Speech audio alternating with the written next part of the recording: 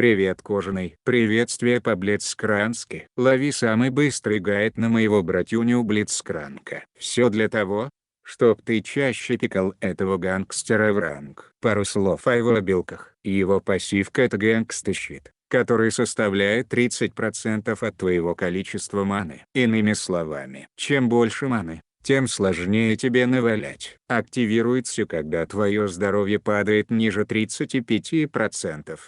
Первый скилл — это основа твоей полезности. Стреляешь своей правой рукой и при попадании в противника притягиваешь его к себе. Его второй скилл добавляет скорости твоей ржавой оболочки.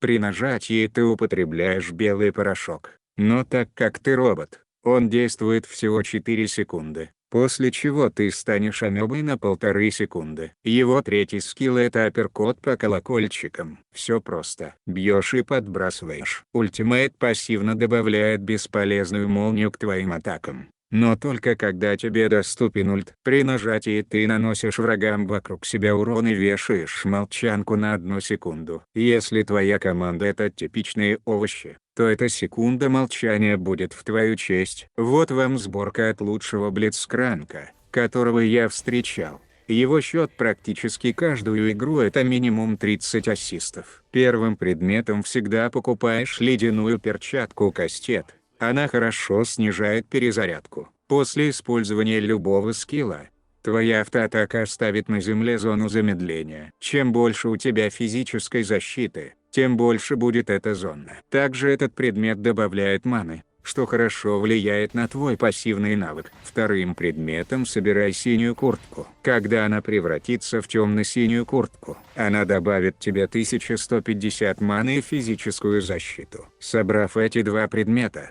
твой гэнгста-щит будет как половина твоего здоровья. Дальше как на картинке, но помни, если во вражеской команде много героев-вампиров или отхила, то бери третьим предметом шипастый пиджачок байкера. Он вешает антихил на тех, кто тебя атакует. Вот тебе несколько советов от Блицкранк Мейнера. В начале игры не хукать просто так как пул маны не резиновый. Врубай второй скилл и беги в сторону врагов. Это добавит шансов успешно хукнуть цель или же добавит веса в штанишках противников. Чтобы не говорила тебе команда, всегда носи с собой красную мигалку, уничтожай вражеские варды. Всегда старайся притянуть вражеского стрелка, мага или саппорта. Если ты притянешь вражеского танка, то только облегчишь жизнь противнику. В начальной стадии игры не нужно бить мобов. Твой стрелок сам прекрасно с этим справится. Лучше старайся притянуть противника. Если твой стрелок успешно может стоять на линии 1,